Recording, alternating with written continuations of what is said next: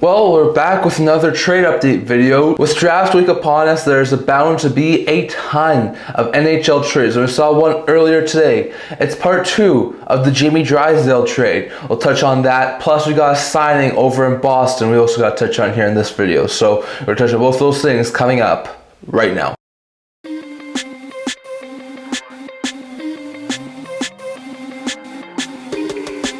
Hello everyone and welcome back to another video here at the End-to-End Hockey channel. Now before we get started, don't forget to like this video and subscribe down below. Thank you for all of your support. I would never be able to do this without all of you guys. So if you haven't already, don't forget to subscribe button down below. Don't forget to leave a comment. We're on the road to 500 subscribers. Let's try and hit that before my Friday live stream. Also don't forget to stay tuned for Friday's live stream at 5 p.m. Mountain Time, Saturday's live stream at 10 a.m. Mountain Time talking about the draft, and the live stream on July 1st at 9:30 a.m. Mountain Time talking about free agency. So don't forget to stay tuned for that. Today's video we have another trade update video. We have one signing and one very intriguing trade to talk about here, so we're going to touch on both of these things.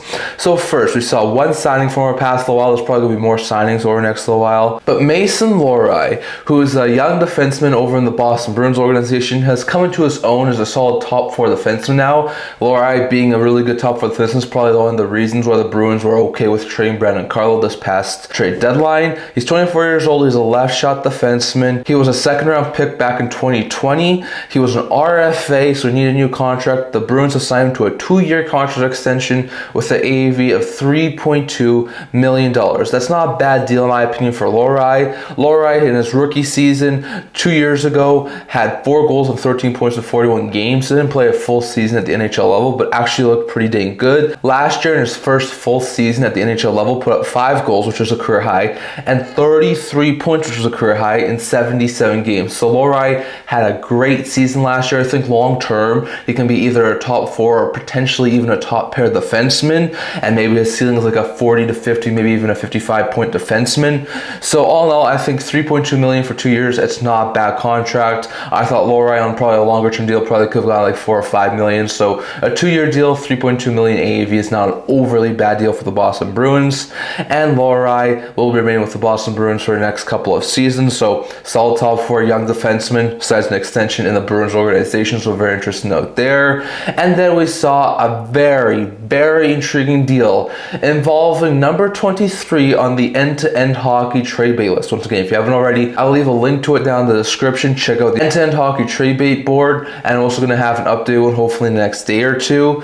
But we saw a very intriguing deal involving Anaheim and Philly. We know that I think it was a year and a half or 2 years ago. It was a couple of years back. The Anaheim Ducks and Philadelphia Flyers made a trade for Cutter Gauthier, where Cutter Gauthier was dealt to the Anaheim Ducks in exchange for Drysdale and a second-round pick. Well, the Ducks and Flyers have made another swap involving this time an Anaheim Ducks star player, as Trevor Zegras, who was 23rd on my End-to-End Hockey trade bait list and has been in the rumor mill for the past couple of seasons, was dealt to the Philadelphia Flyers for Ryan Poehling, the Blue Jackets 2025 second-round pick, and the Flyers 2026 fourth-round pick.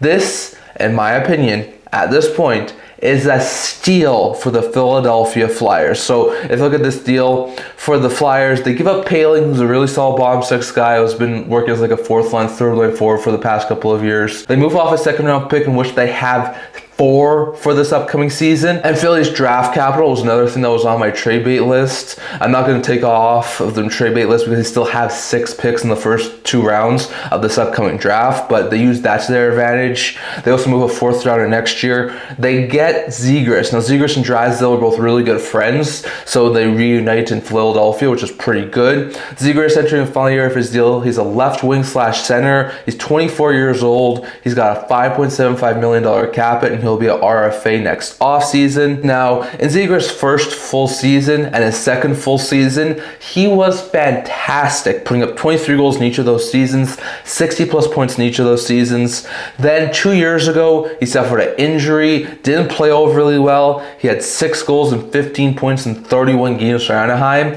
Last year, same sort of thing. When he was healthy, didn't do overly well, and he had more injury troubles, but only putting up 12 goals and 31 points in 54 games. So the Ducks really didn't have much value on Zegras to trade him with, so they traded him to Philadelphia. Only a second, fourth, and a bottom six forward. That's a steal for Philadelphia. And playing in the top six, maybe as a top line center, maybe as a winger, playing with Michkov, I think Zegras can put up like 30 goals and like 70 to 80 points. Like, I think Zegras can go back to being his dynamic self.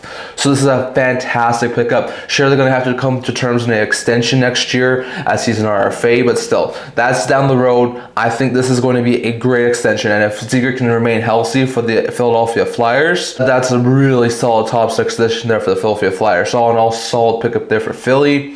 For the Ducks, they get a second round pick, a fourth round pick, and Poehling. If you look at the two draft picks first, the second round pick is in this year's draft. It's the Jackets. It's 45th overall, so there's a very good chance I think the Ducks could move that pick and flip it somewhere, try and get some more improvements. The Ducks could also just use the 45th overall pick, so we'll have to wait and see on that, but at least gives them some more draft capital. They also get a fourth round pick in next year's draft. I personally still feel Philadelphia is going to miss the playoffs, so I wouldn't be surprised if that was a lower end fourth round pick, so very interesting note there. They also get Ryan Poehling. Poehling is in the same sort of a boat as Zegras is. He's in the final year of his deal. He's making $1.9 million, but he'll be a UFA next year instead of an RFA. He's a 26-year-old center prospect. Now, Poehling was, if I'm correct, the 25th or 26th overall pick in the 2017 draft, a draft that I have kept very close tabs on since it happened in 2017. He was a late first round pick from the Montreal Canadiens a couple of years after being drafted. He was traded to the Pittsburgh Penguins. I think it was a part of the Mike Matheson deal. He wasn't qualified by the Penguins, signed a couple of year deal in the Philadelphia Flyers organization 2 years ago, had 11 goals and 28 points, both career highs in 77 games for Philadelphia. Last year played 9 less games, but had a career high 12 goals and a career high 31 points. So I think Poehling's starting to finally come into his own. I think Poehling on the right team can be a solid third line center, maybe a third line winger, put up like 15 to 20 goals, maybe like 40 to 45 points. Like, he's not going to be a huge point producer, and I don't think he's going to reach the ceiling that a lot of people had him at the 2017 draft, but I still think Poehling can be a very fantastic bottom six forward. And even though it's not the return I think they were getting, I think Poehling's a pretty good consolation prize for getting out of the Zegras news and rumors and things like that. So very interesting note there. But after being in the rumor mill over the past year and a half, Trevor Zegras has finally been dealt. The 23rd player on my trade bait list is heading to Philadelphia to join one of his best friends in Jamie Drysdale, and in exchange, the Ducks get the 45th overall pick in this year's draft, the Flyers 4th in next year's draft, and a solid bottom six forward who's about to become a UFA in Ryan Poehling. So very interesting out there. That's a very solid deal. I think the return's not too bad, especially if you look at the point production from Poehling over the past couple of seasons, but I just think with the upside that Zegras has, this is a steal of a deal the Flyers have, and the Flyers win this deal in my opinion. So definitely, I'd love to get your thoughts on all of this down in the comment section below. Who do you think won this deal? Was it the Flyers or was it the Ducks? And what do you think of the Mason Lohrei signing? Definitely your thoughts on all of that down in the comment section below. Stay tuned, probably more videos coming out over the next couple of days leading up to the draft, so I'd love to get your thoughts on that. That's all I'm talking for today. Remember to like this video, and if you'd like to subscribe below. Thank you for all of your support. I would never be able to do this without all of you guys, so if you haven't already, don't forget to subscribe button down below. Don't forget to leave a comment. We're on the road to 500 subscribers. Don't forget to stay tuned from June 27th, June 28th, and July 1st live streams talking about the draft, free agency, and everything in between. I also do a blog talking about news, rumors, analysis, stuff like that, so check that out. I'll leave a link to that down in the description below. Can't wait to see you guys all for next video. See you guys soon.